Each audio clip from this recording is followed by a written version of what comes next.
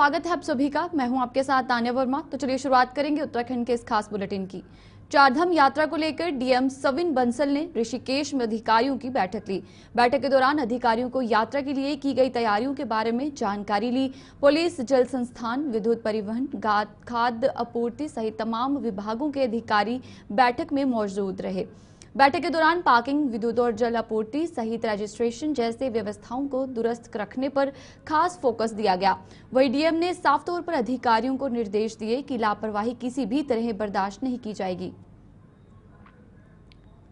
चारधाम यात्रा कमेंस होने वाली है, उसके दृष्टिगत ऑनरेबल सीएम भी डायरेक्शंस हैं कि हमारे श्रद्धालुओं को किसी भी तरह की कोई परेशानी नहीं होनी चाहिए, चाहे वो हमारे होल्डिंग एरियाज में हो, रूट में हो या हमारे धार्मिक स्थलों पर हो। हमारा उद्देश्य ये है कि वो सुखद एक्सपीरियंस लेकर जाएं और उनको कम से कम क्यूइंग करनी पड़े, वेटिंग टाइम उनका न्यून हो जाए। और जहाँ पर भी होल्डिंग एरिया हो वहाँ पे हमारी प्रॉपर सिविक कम्युनिटीज़ होनी चाहिए, right from registration counters to washrooms to stay arrangements. हमारी सुरक्षा व्यवस्था पूरा रिव्यू एसएसपी साहब ने कर लिया है और ये इंश्योर किया जाएगा कि क्योंकि लॉ एंड ऑर्डर स्टेट की प्राइम रिस्पॉन्सिबिलिटी होती है, तो हमारे श्रद्धालुओं का, पर्यटकों का और स्थानिकों का security, safety is our responsibility. और उनके यात्रा में, पड़ावों में कोई भी डिस्ट्रेस आता है, कोई भी एक्सीडेंसी आती है, तो उसको कैटर करने के लिए कंट्रोल रूम्स, हमारे जॉइंट कंट्रोल रूम स्थापित किए गए हैं ट्रांजिट कैंप्स में, जिला हेडक्वार्टर्स में, पुलिस कंट्रोल रूम में, जहाँ पे सभी विभागों के लोग समन्वय करते हुए प्रॉब्लम को मिनिमम टाइम में रिस्पॉन्ड करेंगे और कोई भी हर्डल है, कोई भी एडवर्स सिचुएशन है, उसको न्यूट्रलाइज करेंगे। पहले तो जो रजिस्ट्रेशन काउंटर्स हैं वो जस्ट डबल किए गए हैं और उनका जो टाइमिंग है वो 24/7 किया गया है। उसके पीछे कारण यही है कि जो हमारा होल्डिंग टाइम है वो ताकि न्यून हो जाए, क्यूइंग न्यून हो जाए। यात्रियों का जो असुविधा होती है वो अपने बुजुर्गों, महिलाओं, बच्चों के साथ होते हैं, तो वो सुविधा फैक्टर को हमको न्यून करना था। This is first major intervention. और सेकंड, जो ऑफलाइन रजिस्ट्रेशन है उसको बढ़ाया गया है ताकि रियल टाइम सिचुएशन देखते हुए हम ऑन स्पॉट डिसीजन ले सकें कि हमें रजिस्ट्रेशन, जो ऑफलाइन काउंटर रजिस्ट्रेशन चल रहा है। जम्मू के पहलगाम में हुई आतंकी घटना के बाद देश भर में सुरक्षा को लेकर चौकसी बढ़ा दी गई है। वहीं उत्तराखंड में होने वाली विश्व प्रसिद्ध चारधाम यात्रा को सुरक्षित बनाने के लिए उत्तराखंड पुलिस बल के साथ साथ बड़ी संख्या में पैरामिलिट्री फोर्स भी तैनात किया जाएगा ताकि यात्रा में आने वाले तीर्थ यात्रियों को सुरक्षित यात्रा करवाई जा सके। डीएम सविन बंसल ने बताया कि सुरक्षा और व्यवस्था को लेकर बैठक की गई और जिसमें कि तमाम पहलुओं को ध्यान में रखते हुए अधिकारियों को दिशा निर्देश दिए गए हैं। पैरामिलिट्रीज और हमारी पुलिस फोर्सेस, हमारे होम गार्ड्स यथा आवश्यक मात्रा में एसएसपी साहब ने यहाँ पर डिप्लॉय करवाए हैं और जैसे जैसे सिचुएशन इवॉल्व होगी तो हमारे जो कम्युनिकेशन है वो त्वरित लाइंस पर है और इमीडिएटली हमारे एक्टिवेट हो जाएंगे सचल। देखिए, हमारे जो एजेंसीज हैं उनके एसेट्स हैं, पीडब्ल्यूडी है, निगम है, इरिगेशन है, सो सभी एजेंसीज को वर्टिकली भी स्ट्रिक्ट डायरेक्शंस हैं कि अपने अपने एसेट्स को उनको अतिक्रमण मुक्त रखवाना है और इसमें उनको किसी भी पुलिस सपोर्ट की, मैजिस्ट्रियल असिस्टेंस की आवश्यकता है तो वो उन्हें तत्काल प्रदान की जाती है। इसमें इंटेंसिव रिव्यू भी हो रहा है स्टेट लेवल से भी, और यदि ऐसे कोई स्पॉट्स रह गए हैं तो उनको तत्काल रिव्यू भी करना चाहिए।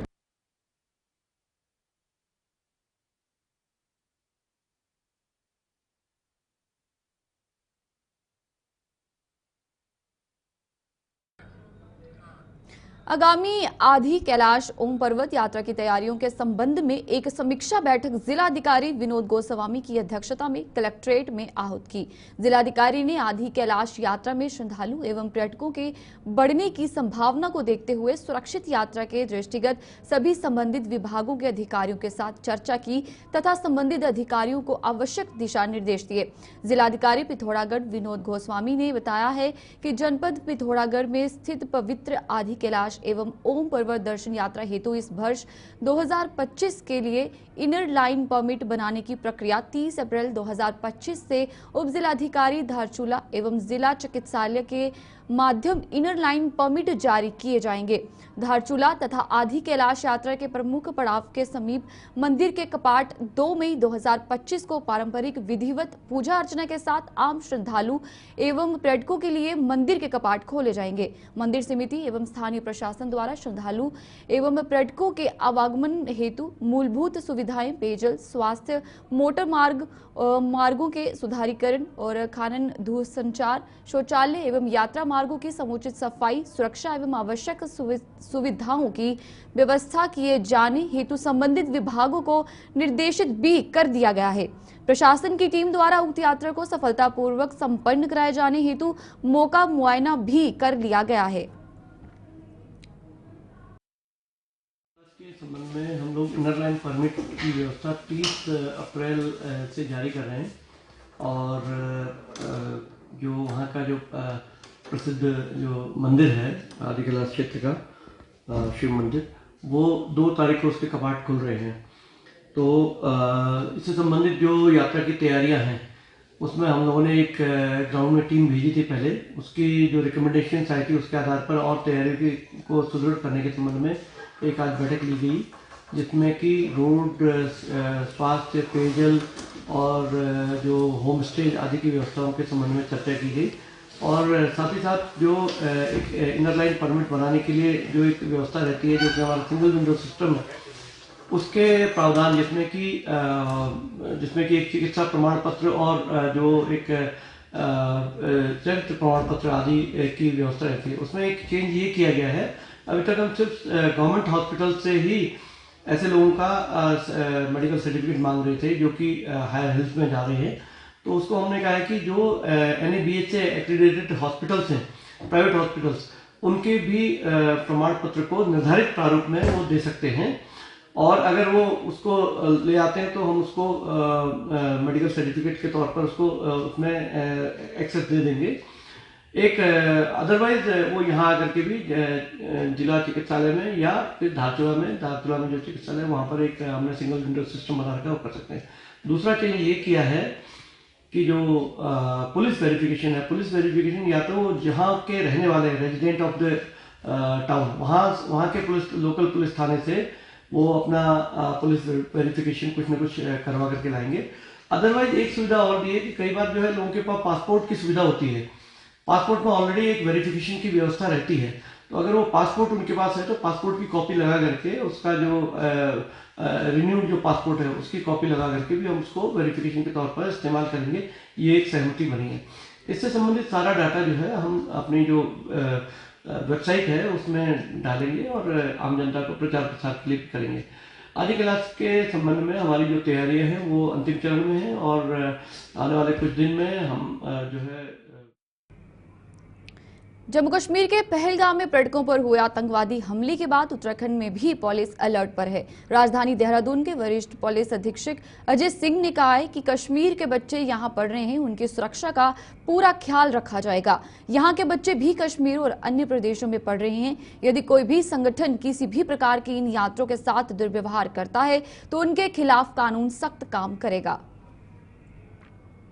ये एकदम गलत है अगर ऐसा किसी ने कहा गया, क्योंकि जो भी छात्र यहाँ पर अध्ययनरत है वो सिर्फ यहाँ पर एजुकेशन के लिए और जिस तरह से देखा जाए कि यहाँ के भी काफ़ी सारे छात्र विभिन्न जगहों पर पढ़ते हैं, चाहे वो कश्मीर हो अन्य प्रांतों में हो। इसीलिए मैंने बताया कि जो विभिन्न संगठन के लोग हैं इनको शांति बनाए रखने की अपील की गई है और इस तरह की कोई भी अगर एक्टिविटी करता है कि कहीं कोई छात्रों के साथ मिसबिहेव करता है या किसी पर्टिकुलर प्रांत के छात्रों के साथ कोई घटना करता है तो डेफिनेटली कानून इसमें अपना सख्त रुख अख्तियार करेगी। इसीलिए बार बार सभी से सोशल मीडिया के माध्यम से भी और अन्य माध्यमों से भी मीटिंग करके सभी को शांति बनाए रखने की अपील की जा रही है। हाँ, अगर कोई इस मौके का फायदा उठाकर इस तरह का कोई शांति भंग का प्रयास करेगा, अननेसेसरी किसी ऐसे निर्दोष छात्रों को या अन्य लोगों को परेशान करेगा तो डेफिनेटली इसमें कानून अपना काम करेगा। ये पूर्व सीएम हरीश रावत के गोलजू मंदिर में अर्जी लगाने पर भाजपा ने कहा था कि हरदा कोई सिद्ध पुरुष नहीं है जो कहे और वे लकीर बने।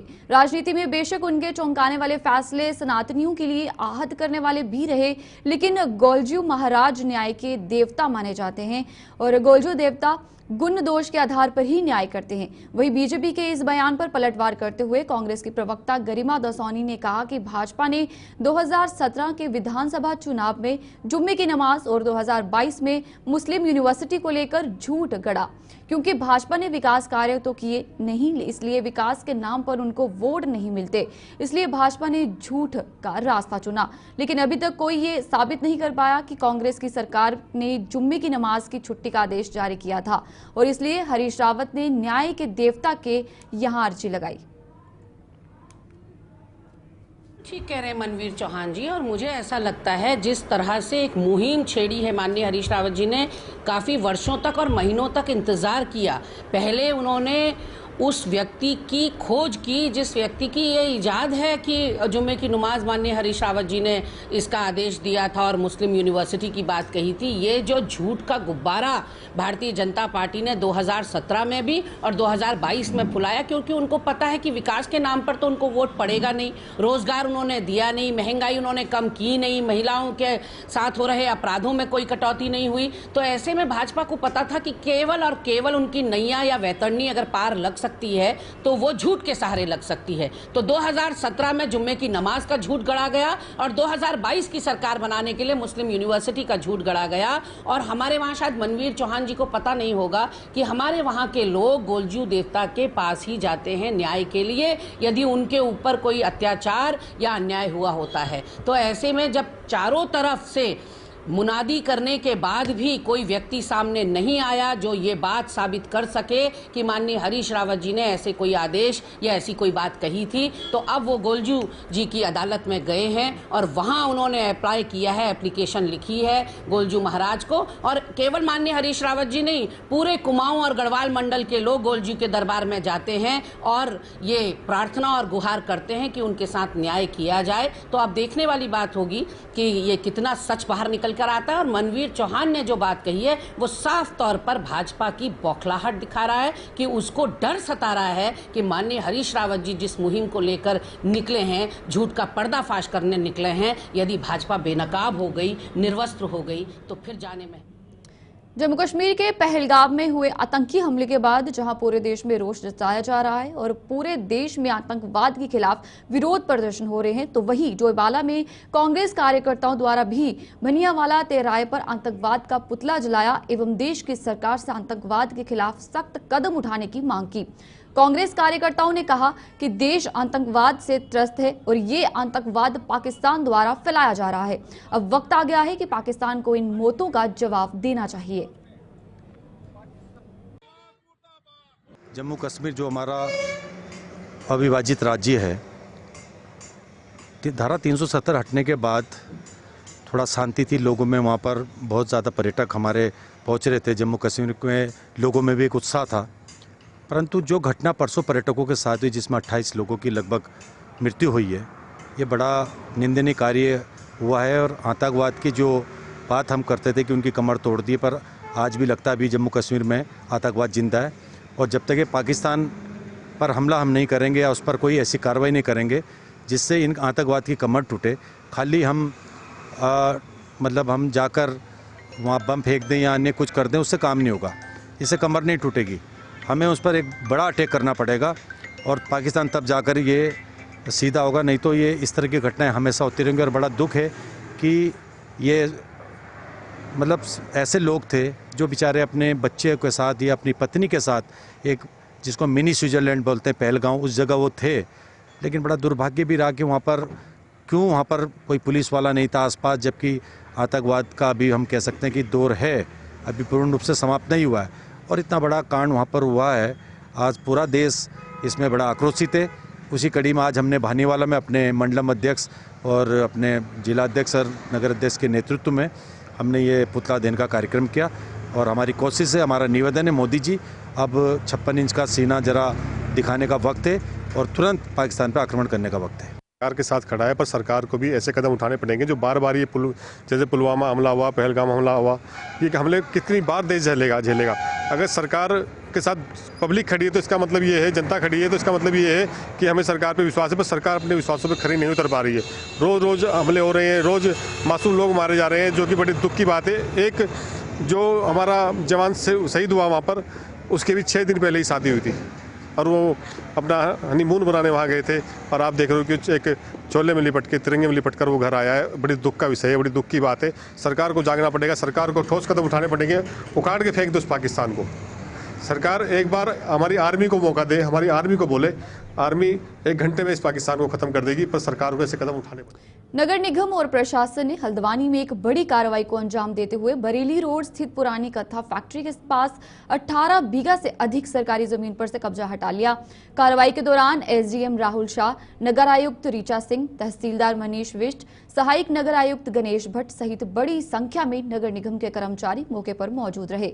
अभियान के तहत न सिर्फ भूमि पर कब्जा लिया गया, बल्कि वहां मौजूद कई पुराने और अवैध निर्माणों को जेसीबी मशीन की मदद से ध्वस्त कर दिया गया। इसके बाद नगर निगम ने कब्जाई गई जमीन पर अपना बोर्ड भी लगा दिया, जिससे ये स्पष्ट हो गया कि अब ये भूमि नगर निगम के स्वामित्व में है। और एसडीएम राहुल शाह और नगर आयुक्त ऋचा सिंह ने बताया कि ये कार्रवाई सरकारी जमीन से अवैध कब्जे हटाने के विशेष अभियान के तहत की गई है। उन्होंने कहा कि 18 बीघा से अधिक भूमि को अतिक्रमण मुक्त कर लिया गया है और भविष्य में नगर निगम इस भूमि का उपयोग अपने सुविधानुसार नगर विकास कार्यों में करेगा। कार्रवाई के बाद आसपास के क्षेत्र में हड़कंप मच गया। संचालित थी, उसका खंडर नुमा यहाँ पे एक भवन है जिसमें कई व्यक्तियों के द्वारा असामाजिक द्वारा नशा आदि करके इसका उपयोग किया जा रहा है, कई तरह कब्जा करने का प्रयास भी किया जा रहा है। उसी परिसर से लगती हुई लगभग आके 18 बीघा जमीन और भी है, जहाँ पे कुछ व्यक्तियों के द्वारा झोपड़ी नुमा निर्माण करके कब्जा किया गया। शेष भूमि मौके पर रिक्त है, जिसमें भी कई व्यक्तियों के द्वारा अवैध रूप से कब्जे करने का प्रयास लगातार किया जा रहा है। सूचना प्राप्त होने पर मौके पर निरीक्षण किया गया, मौके पर भूमि का कब्जा नगर निगम के माध्यम से प्राप्त किया जा रहा है। ये कत्था फैक्ट्री के नाम से हमारे रिकॉर्डों में एक ज़मीन थी और नजूल लैंड है, फ्री होल्ड नहीं है। इस पर बार बार ये शिकायत आ रही थी कि कुछ लोगों के द्वारा इस पर कब्जा किया जा रहा है। इसमें काफ़ी लगभग 18 बीघे से ऊपर ही लैंड होगी, भी पैमाइश की इसमें आवश्यकता है जो कि की जा रही है। कुछ लोगों के आवास बने हुए हैं, झोपड़ियाँ बनी हुई हैं जो इन कत्था फैक्ट्री में काम करते थे। वर्तमान में ये फ्री होल्ड भी नहीं है, नजूल संपत्ति है। इस पर अभी प्रशासन के साथ इसमें कब्जा ले लिया गया है और इसकी पैमाइश भी कराई जा रही है, इसकी बाउंड्री कराई जाएगी और सीधी ये जो भी जन उपयोगी चीजें। प्रेस क्लब हरिद्वार में संवाद कार्यक्रम आयोजित किया गया, जिसमें हरिद्वार रुड़की विकास प्राधिकरण के उपाध्यक्ष आईएएस अंशुल सिंह बतौर मुख्य अतिथि पहुंचे। आईएएस अंशुल सिंह ने पत्रकारों को हरिद्वार रुड़की विकास प्राधिकरण द्वारा शहर भर में चलाई जा रही विकास योजनाओं के बारे में विस्तार से जानकारी दी। साथ ही विभिन्न विषयों को लेकर पूछे गए पत्रकारों के सवालों का भी बेबाकी से जवाब दिया। उपाध्यक्ष अंशुल सिंह ने कहा कि प्रेस क्लब संवाद कार्यक्रम एक बेहद ही सार्थक पहल है। इस तरह के कार्यक्रमों के जरिए सकारात्मक वातावरण में सार्थक चर्चाएं होती हैं और उससे आगे काम करने की प्रेरणा भी मिलती है। वे कोशिश करेंगे कि आने वाले समय में भी शहर के सुनियोजित विकास के लिए इसी तरह कार्य करें और उन्हें प्रेस क्लब संवाद में आने का मौका मिलता रहे। देखिए, बहुत ही पॉजिटिव एनवायरनमेंट में आज इनवाइट करा गया और यहाँ एक जैसे संवाद होता है उस तरीके से इन्होंने मुझे तो बहुत ही अच्छे तरीके से अपनी सारी बातें रखने दी और जो प्रश्न है वो भी काफ़ी जेन्युइन क्वेश्चन है हमारे पास। तो it was a very constructive session और मैं आशा करता हूँ कि कोई अच्छा ही काम करे होंगे तो आप लोगों ने यहाँ दूसरी बार मुझे इन्वाइट करा है। तो मैं होपफुल हूँ कि मैं और ऐसा काम करते रहूं ताकि यहाँ पोस्टेड भी नहीं रहूं, तब भी ऐसे मौका मिले कि हम यहाँ वापस प्रेस क्लब आ सकें और इसको एज ए मेहमान की तरह नहीं अपने घर की तरह ही देख सकें। देखिए, ऑलरेडी नेशनल टूर्नामेंट्स हो चुके हैं ऑर्गेनाइज, तो वो तो हम कर ही रहे हैं। साथ साथ we are tying up with, actually हमें टाइप करने की जरूरत भी नहीं पड़ी, they are coming to us, because जब फैसिलिटी अच्छी होती है तो वो अपने आप ही आपके पास लोग चल कर आते हैं। साथ ही साथ हम लोग नेशनल के साथ साथ तो कर ही रहे हैं, कोशिश कर रहे हैं हमारी 2 पिचेस अभी इंक्रीज हो जाए, पवेलियन इंक्रीज हो जाए ताकि यहाँ हम लोग फर्स्ट क्लास मैचेस करा सकें। इसके साथ साथ वी आर ऑल्सो इंश्योरिंग कि हम एक रूरल स्कूल्स का टूर्नामेंट ऑर्गेनाइज कराएं तो जो रूरल स्कूल्स का टूर्नामेंट है उसको हम ऑर्गेनाइज कराएंगे ताकि जो हमारे गांव के क्षेत्र के बच्चे हैं उनको भी ये स्टेडियम खेलने का मौका मिले। हमने ओवरऑल 100 बच्चों को फेज 1 में हम लोग सेलेक्ट कर रहे हैं। अभी 2 स्कूलों में जाके 25 बच्चे हमने विभिन्न स्पोर्टों में सेलेक्ट करे, जिसमें लड़के लड़कियां भी हैं। तो हमारा एम ये है कि दिस इज नॉट कि उनका बस एनरोलमेंट होगा, वो आए या ना आए उससे फर्क ना पड़े। वी हैव टू इंश्योर कि वो 100 के 100 बच्चे आ रहे हैं। जैसे हम समझते हैं, हम देखते हैं सुपर 30 या सुपर 50 इस टाइप के टर्म्स यूज करे जाते हैं। तो हमारा जो ये स्कॉलरशिप प्रोग्राम रहेगा इसको भी एक सुपर 100 के रूप में हम देखेंगे, जो बच्चों का हम होलिस्टिक डेवलपमेंट कर सकेंगे। स्पोर्ट्स के साथ साथ they will become a better human being. उनको अपने राइट्स के साथ साथ रिस्पॉन्सिबिलिटीज पता लगेंगी और उनकी एजुकेशन में भी कैसे इंप्रूवमेंट कर सके, इसके भी हम काउंसलिंग सेशंस वहां करेंगे। चलिए, उत्तराखंड के इस खास बुलेटिन में फिलहाल इतना ही। मुझे दीजिए इजाजत और आप देखते रहिए गुलिस्तान न्यूज।